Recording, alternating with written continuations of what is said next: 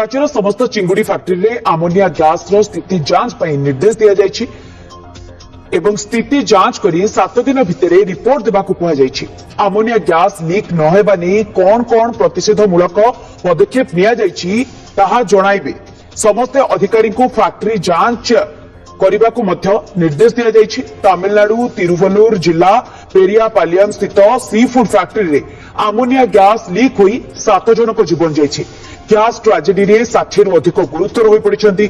मृतकंक मध्य 5 जन ओडिया रहिछन्ति। सेमाने केन्दुझर तेलोकोई ब्लॉक तालपदा पंचायत रंगमाटिया एवं टांगिरी गाँव।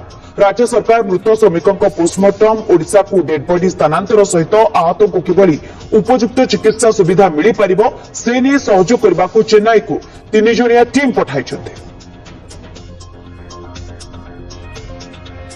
तमिलनाडु में आमोनिया गैस लीक पर ओडिशा रे वर्तमान देखा देछि तत्परता।